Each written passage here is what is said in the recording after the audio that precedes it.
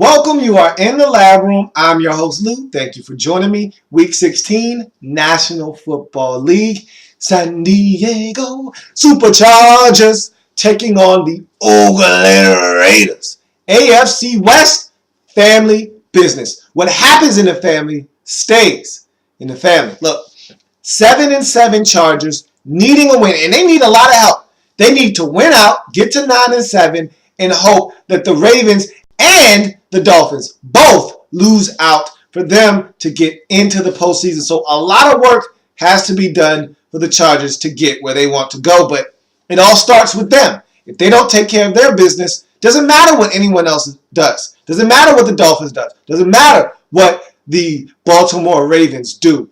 If they don't take care of their own business, then all of that other stuff is irrelevant. So you got to take care of the business at hand. And the business at hand in week number 16, the Oakland Raiders.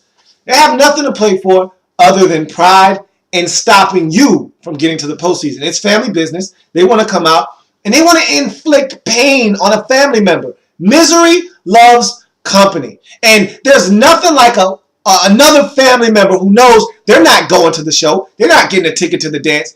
Keeping another family member from getting a ticket to the dance. So you know the Raiders want to come into your house and stop you from going to the postseason. And a loss handed to you at the hands of the Oakland Raiders would do exactly that. So if you're San Diego, you got to come in and you got to play ball. Remember, this very Raiders football team beat you earlier in the season in Oakland. So you know they're not afraid to come and try to take one from you. So you got to go out and take this game from you. I'm going to tell you the truth. I'm not going to lie to you. I was not impressed with San Diego in this game. And this is the problem I have with the Chargers. They're so inconsistent because one week you get the performance that you got out of them a week ago or even 2 weeks ago. You know, who expected them to go to Denver and win that game? Raise your hand.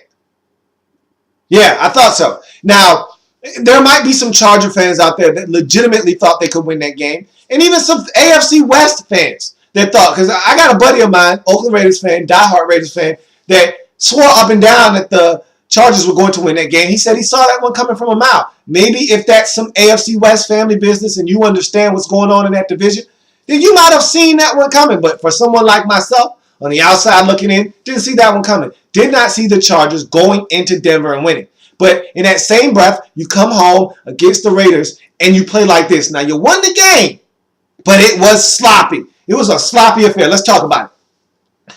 If not for the turnovers early by the Chargers, I think this is a blowout. But this is what I'm talking about with San Diego. You get uneven play out of this team. Phillip Rivers was inaccurate in this game. How many times was Keenan Allen open over the middle of the field and Phillip Rivers missed him? Keenan Allen had a drop in the end zone for a touchdown. You had a lot of inconsistencies with this football team in this game. Early on in the football game, how many miscues kept the Raiders in this game? You get on top of them, 10-3. You got chances to run away with the game. Phillip Rivers throws an inexcusable interception on an underthrow to Antonio I always forget his name. To Vincent Brown, excuse me. And Vincent Brown opened down the sidelines. He's got Mike Jenkins beat by about a step and a half, maybe 2 steps. And Phillip Rivers just simply underthrows him. It's picked off by Mike Jenkins. What about Nick Hardwick snapping the ball too soon before Phillip Rivers was ready? He's barking out orders, trying to change the play, get everybody set, get the protection set. And Hardwick inexplicably snaps the football, and the Raiders recover. Another first half turnover. You can't have these kind of miscues and expect to put a team away. And that's what the Chargers were doing early in this game. They were turning the football over. And you can't do that if you want to put teams away. And they had drop passes. Gates dropped the pass. And they had situations where penalties. And it was just a sloppy first half that allowed the Raiders to stay close in this game. Then you look at the Raiders. It was a penalty-filled, drop-infested, mistake-filled game for this Raiders team. And you saw why they're a 4-10 team coming into this game and why they left this game at 4-11.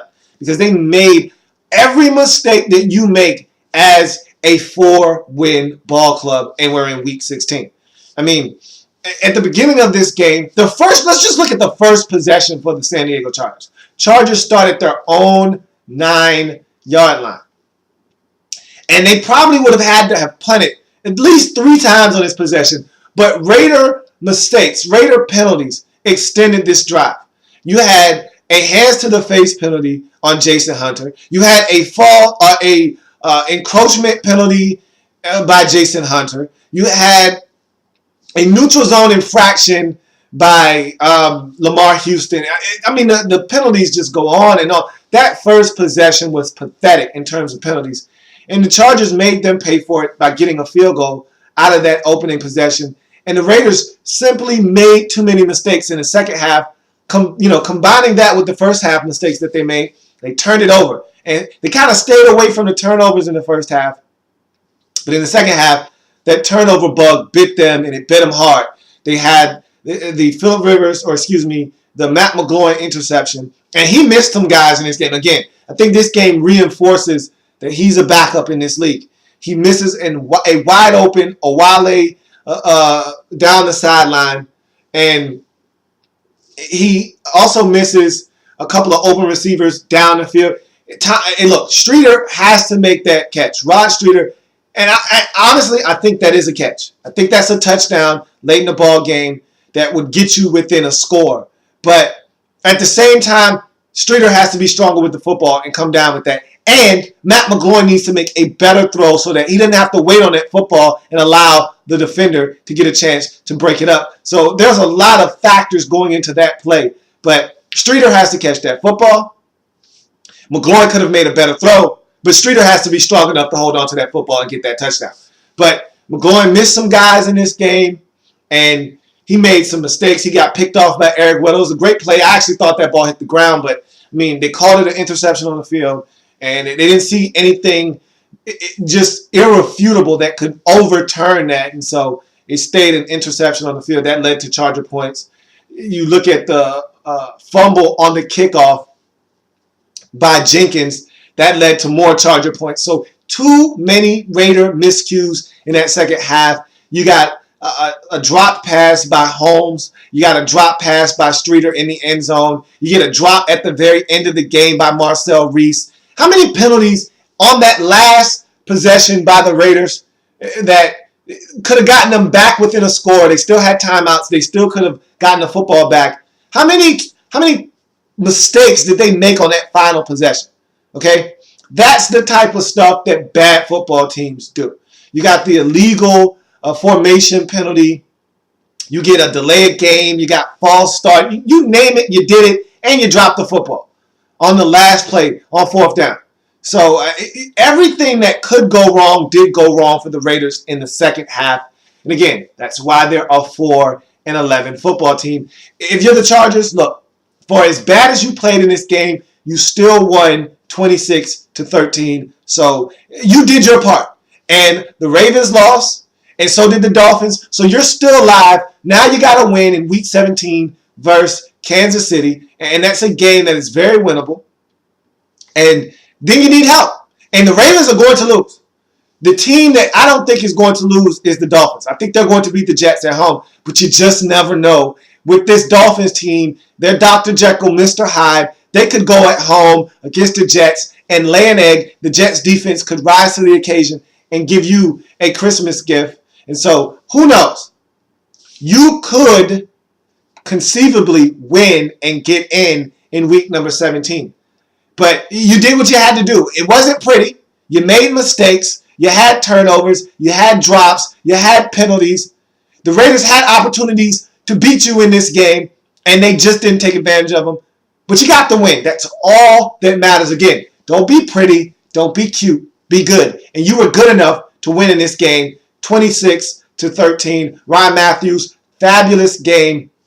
This is by far his best season, to me, of his career. And I know, 2 years or 3 years ago, he had a really good campaign. But I think this is his most complete season as a Charger, catching the ball out of the backfield, running it tough, and not fumbling. I think that's the thing that I've been most impressed with with him is he's not putting it on the ground. He's getting a lot of yards after contact. That touchdown he had in this game, he spins off of the initial contact, puts his head down, puts his shoulders down, gets in the end zone. Big run by Ryan Matthews.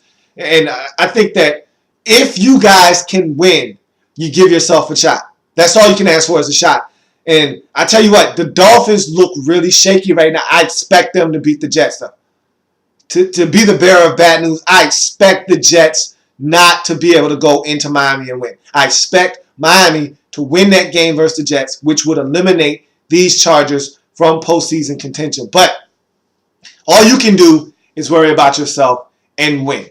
If you win, if you take care of business, then you just let the chips fall where they may. And if I'm not mistaken, you have Kansas City at home in Week 17. And if that is, in fact, a home game for you, you would already know what's at stake by the time you kick off the football at 4:05 in the afternoon, because the Dolphins and the Jets game will have already have been completed, and you will have known the outcome of it. And the Ravens and Cincinnati is a 1 o'clock kickoff as well. And so you will know what you need to do if you can win and get in, or if your season is already done by the time you kick off. So it's going to be some compelling football in Week 17. That is to say the least. But I tell you what, this wasn't the best performance, but it was a winning one, and that's all that matters. You go to 8-7 and give yourself a shot to get that 6th and final wild card berth in the AFC. Raiders fall to 4-11, and look, you did everything in your power to lose this game, and you accomplished your goal. And I think at the season's end, your head coach will be a casualty of you making so many mistakes. And I think it's a bad fire if, in fact, Dennis Allen gets fired. But I can see him getting fired at the end of this year because of the impatience of your owner, Mark Davis. So we'll see how everything unfolds at the end of this season. But Chargers win and give themselves a shot. Raiders lose and go to 4-11, and most likely will get their head coach fired at the end of this season. That's going to do it for me here in the Lab Room. I thank you for joining me. If it happens in the National Football League, whether big or small, we cover it all here in the Lab Room. Look, got a couple more games in Week 16 to break down, so come back and join me as I continue to break down week number 16 in the National Football